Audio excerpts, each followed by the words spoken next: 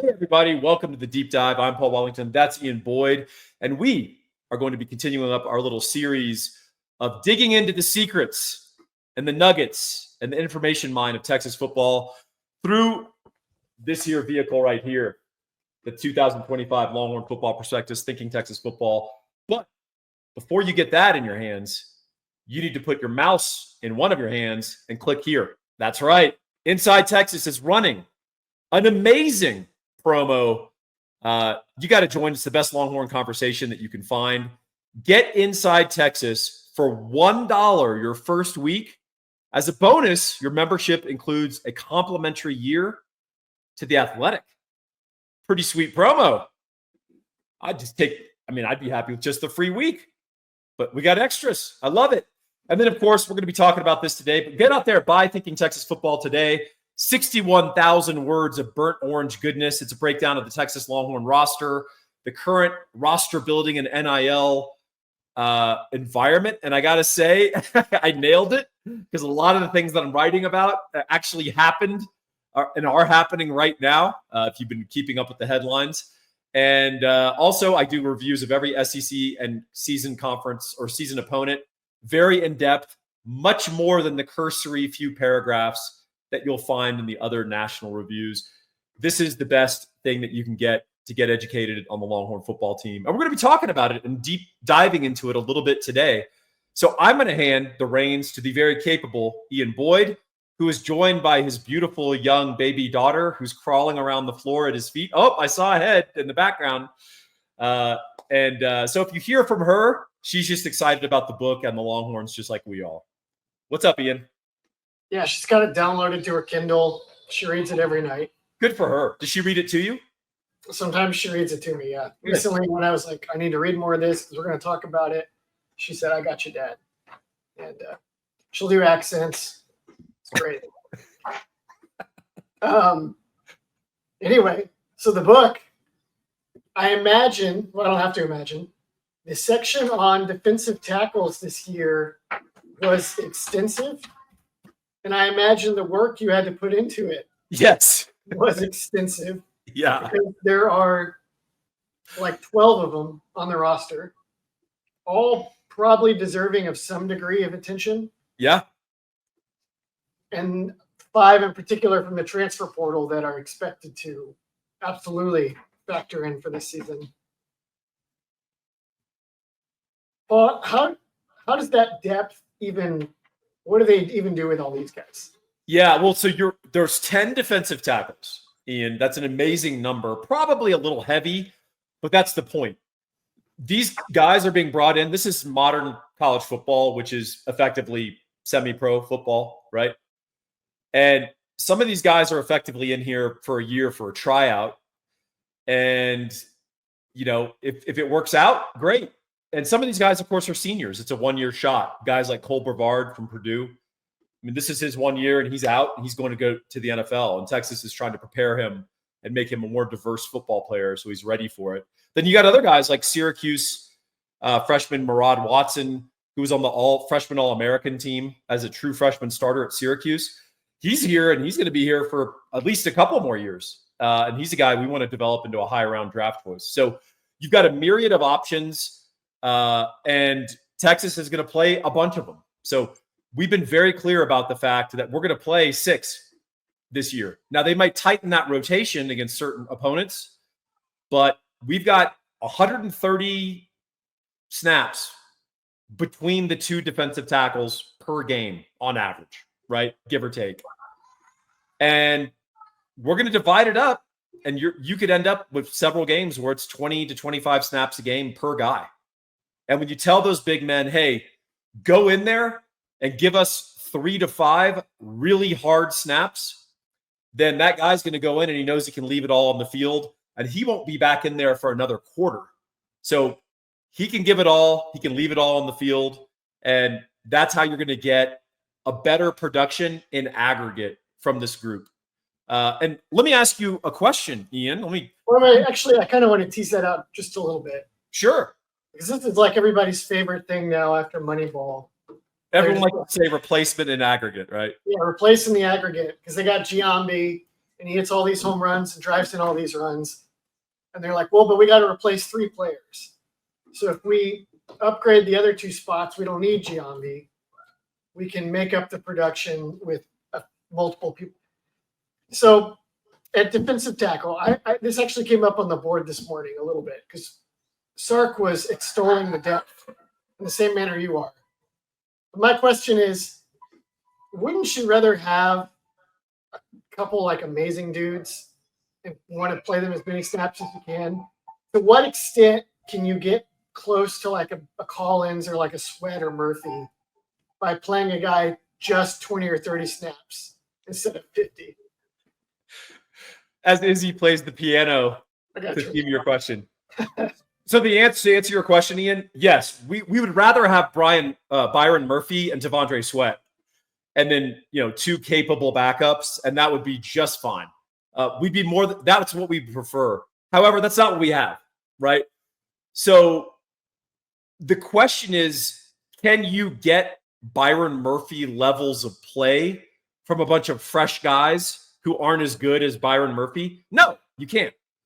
But the idea is to get better play than most of your opponents and good enough play that you can bring out the strengths of the rest of the defense, the edge room, the linebackers, really good safeties, etc. So I think that's really going to be the goal. And ultimately, what you can do is mix and match because we've got a variety of bodies and a variety of skill sets. And so some guys will be better disposed towards certain offenses and offensive approaches.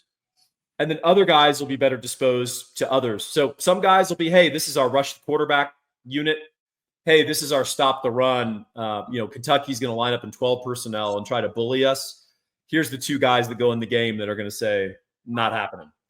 So that's really what it's about. I am under no illusion, nor should any Texas fan be under any illusion that we're going to get first round NFL DT production out of both spots just because everyone's fresh. It's not how it works. But speaking of that, do you know how many Longhorn interior defensive linemen have been drafted in the last 3 NFL drafts? 6. Yes. Very good. Can you name them? Keandre Coburn, Moro Ojomo, Byron Murphy, Devondre Sweat, Vernon Broughton, Alfred Collins. That's why you're my dude, Ian. Nice job, man. It comes up because every year when I'm writing preview articles all off season, it's like, well, as we know, they got to replace, and then that whatever the defensive tackles were, and then that list keeps growing. Or like whenever they're recruiting defensive tackles, it's like, well, they have put 2 defensive tackles in the draft every year, the last 1 year, 2 years, 3 years. So, yeah, from a developmental and talent recruiting identification perspective, last 3 years, no team in the country can touch Texas at interior defensive tackle. Pretty impressive. The only thing is that all 6 of them were recruited by Tom Herman, right? I think so. But Murphy, I think, maybe snuck into Sark's first class. No, I don't think so. Because they'd already moved to a December. I think he may have already been committed, or I'm not sure. I don't remember. He'd have been the only one. Everybody else was a Tom Herman recruit. On the outside of defensive tackle, obviously, almost not exactly the opposite because they have alarming depth at age. Yeah. But the top line, this is probably the first year where the top line talent is similar to what it's been at defensive tackle. Everybody expects Simmons is going to be 3 and out. They still have more that can go down there. They have other guys that are exciting. A lot has been said about it. What stood out to you in particular about the edge room? The whole talent level. So not just the starters. We know Colin Simmons. We know what he's capable of. We know how reliable Ethan Burke is. We've seen guys like Colton Vasek flash when he's been healthy. Yeah. Zena Zulu is a guy we've not seen much of in live action yet. You're going to be pleasantly surprised by what you see. You've got guys like true freshman Jackson, who's really slimmed up and looks the part. He's incredibly gifted. They're going to have to find a way to get him some snaps. Even Smith Orogbo has a nice long-term trajectory.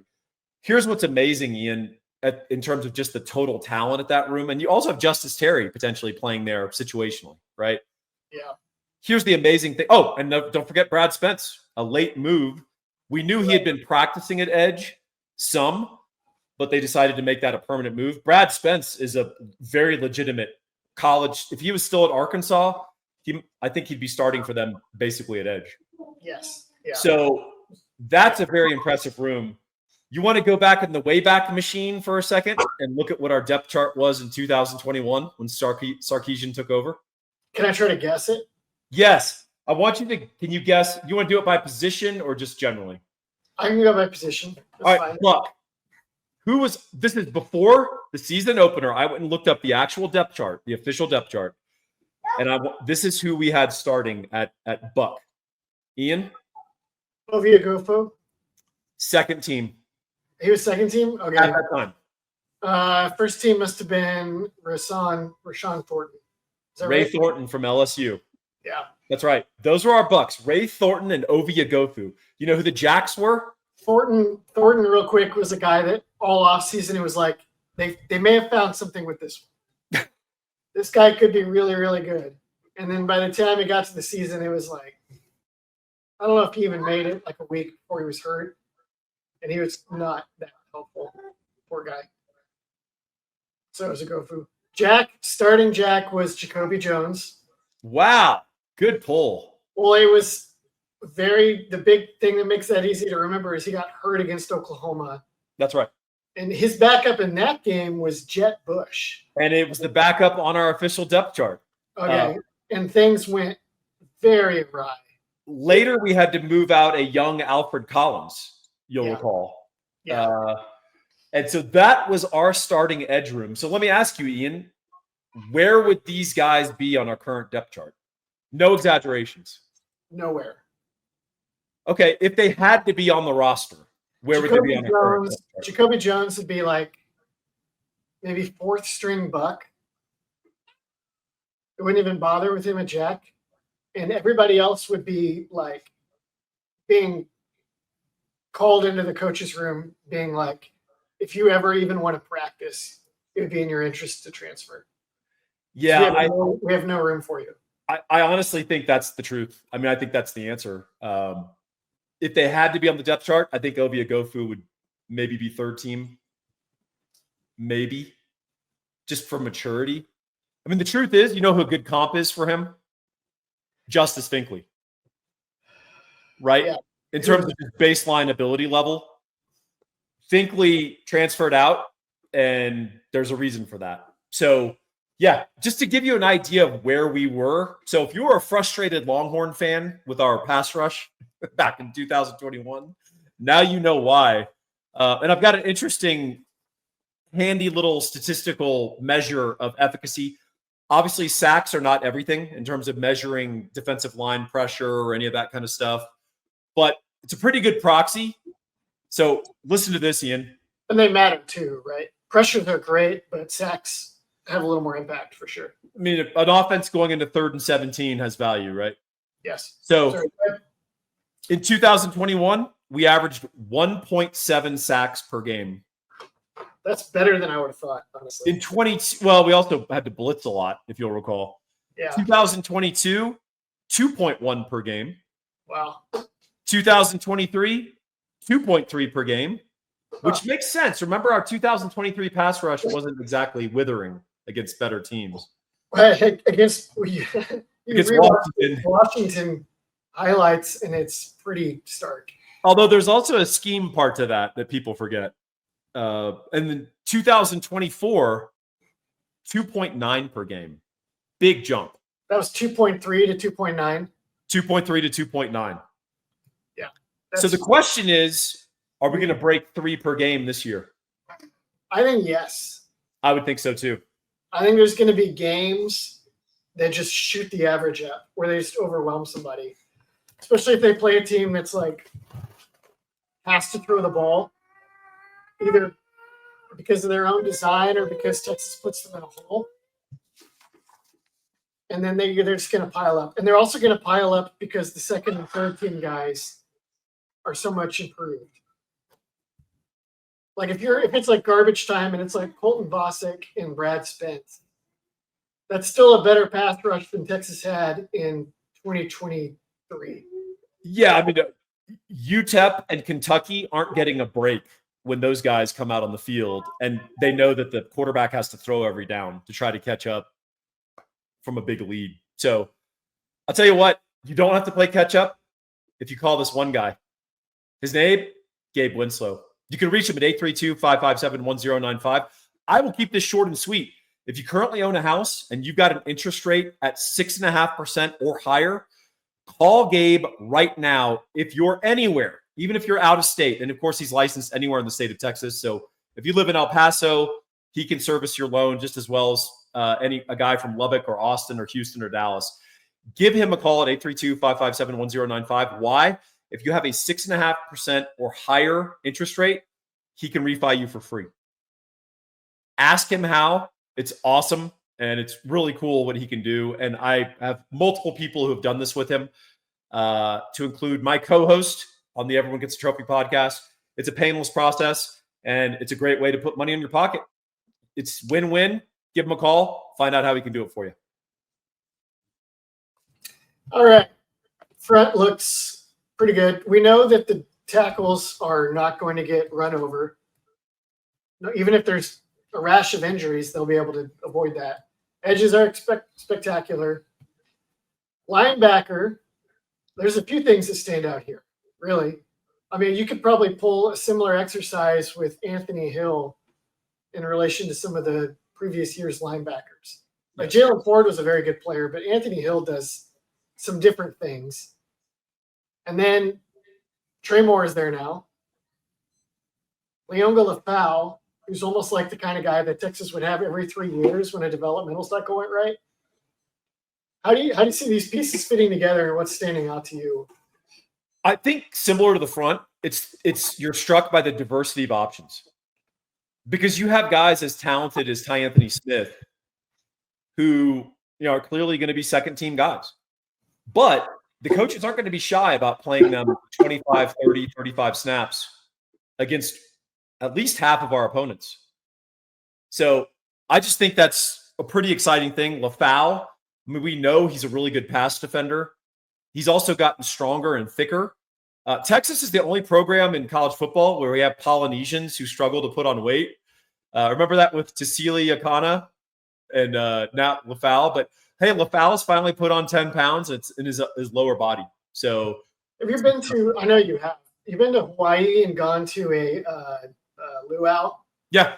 And whenever the fire dancers come out, there's always one dude that's like your stereotypical massive one. Yeah. And then there's another one that's like this super skinny one, and maybe his forte is the fire dancing because less surface area to credit. Feels like they're getting the fire dance, the tiki torch guy a lot. And I don't understand it. We're getting more like Maori's variety. Yeah, I think that's correct. Less of the Tahitian body frame, more of the Samoan. That's what we're aiming for. But yeah, I mean, so I think the thing that sticks out is the diversity. And you and I have talked about how linebacker has shifted over the years from traditional 250-pound Mike, run plugger between the tackles, reads the center and hits him hard and frees up his arm and hits the A gap and stuffs a fullback dive, right? That's just not a big part of being a linebacker anymore. Now, you can still run into contrarian offenses that will punish that tendency, but it really is more about playmaking and filling up the box score. So I want to remind people about what Anthony Hill has done as an underclassman only. This is his freshman and sophomore years combined. This is his third year in the program, third year as a starter, but he's a junior, a true junior. People forget he's young. Here's what he's contributed so far in his career. 180 tackles, 24 and a half tackles for loss, 13 sacks, 5 forced fumbles, and an interception. That is game impact. Even as a freshman, I would note all the time. I'd be like, and then PK basically said exactly this in a press conference the following offseason. I'd be like, I know this guy is making impact wow plays all over the field, and it's overall a win that he's out there. Yeah. He doesn't even know what he's doing. He has no idea what he's doing. He even told me, I was talking to him in media days, and he's like, I didn't know what I was doing. And now he does, and the forcible impact plays just like quadrupled almost. I'm pretty excited. I was actually playing the college football 26 game the other night with a friend at a friend's house, and he was the highest rated player on the roster. Oh. And I thought, that seems kind of fair. And he could be even so much better this year than he was last year. Yeah, and you saw him wear down a little bit last year. Yeah. Late. I think we have some solutions for that, just in terms of our depth and the number of quality bodies we can put out there. But two, you really saw him grow in his understanding of pass route concepts, how to play zone. Hey, I'm not just guarding grass. And yeah, I'm looking at the quarterback's eyes, but I also understand the likely routes that are unfolding behind me. So I'm starting to angle myself as the quarterback is looking, because I know based on where he's looking, I know what the only two possible routes are behind me. So I'm going to start angling towards there. I mean, you saw him do really subtle, interesting stuff, and it's just a sign of his growth and maturity. So I expect a big year from the linebackers, and I think it's going to be similar to the front in that we've got a lot of combinations. Trey Moore is going to be really interesting. I think there's going to be situations where we play him at Mike and we put Anthony Hill on the edge, and then we have Trey Moore blitzing in on the inside, which as a pure chaser and as like an energy guy, that really is what Trey Moore is good at. And then if you can flush the quarterback out into the arms of Anthony Hill and Colin Simmons, he's not getting away. So we're talking to you right now, John Mateer and Marcel Reed. Yeah, I like that configuration a lot. I like the configuration of Moore and Hill next to each other. And you like the inside blitzes or the double dog blitz is just crosser. Yeah, the crosser just becomes unbeatable. If they didn't have the best edge room in the country, I'd be like, they should probably just play a 3-3-5 and play Moore, Simmons, and LaFau off the ball and let them all blitz. But as it happens, they have a possible first-round edge and then another one that's 6'7" and a senior and maybe about to break out. So if PK was capable of a Jim Knowles style changeup, that's what it would be. It would be three bigs on the line, right? And then you'd have three linebackers just crosser blitzes, crazy feints, dropping deep. Another guy comes on a delay. I mean, it would be wild, and it would just destroy a lot of different offenses who are trying to get a read and an understanding of where the pressure is coming from. Because, in college football, you attack the man, but we also learned from Georgia last year the hard way in game 1. You can also attack the protection. And if you have really good men also attacking the protection, it can get real ugly for that opposing quarterback real fast. Yeah, they have so many things they can do. Probably one of the biggest threats is not being great at something because they have so many options. PK even said something in the press conference where he's like, it's actually kind of tricky because we have so many guys worth featuring and figuring out how to feature, but it's probably going to be fine because you can just line up in base and Burke and Simmons are going to be there. This might be an inapt comparison, but hopefully you get the thrust of where I'm going. But do you remember when Tom Herman would have like 15 receivers on the roster and we'd be playing an important game and it's a vital 3rd and 7 at midfield and we'd have 2 third-teamers in and you'd be like, why? And he'd be like, well, that was the rotation at the time.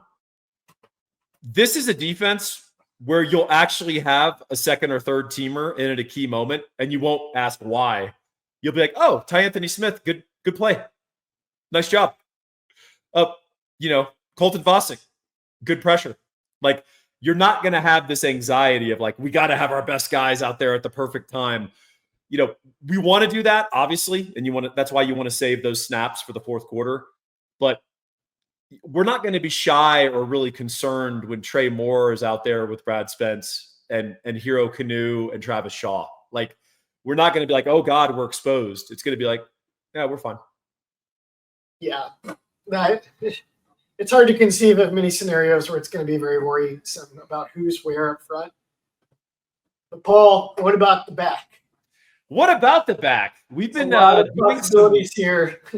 Well, one of the things I do mention in this here Burn Orange Bible, and you'll notice this gentleman who's been prominently featured in off-season reports, including some excellent articles by you, Ian, about what Mr. Taft is doing at nickel. Why is he down there? You got to join Inside Texas to read that article. But I did leave it sort of open-ended as to say, we're not exactly sure about nickel and what we're doing, because the idea is we want to maybe play Jalen Gilbo out at corner. Even if he's not going to start at corner and win that job ultimately against Kobe Black, I still want Jalen Gilbo providing that experience and depth at either cornerback spot, potentially. So then the question is, where do you play Jelani McDonald? But Jelani McDonald has to start. He has to be on the field. So where is he best utilized? We thought maybe nickel, but Jelani's traits are very good for that safety position. And you've done a good job detailing how that safety position has both an important cover role where you have to range, but also you're kind of a run enforcer in the alley.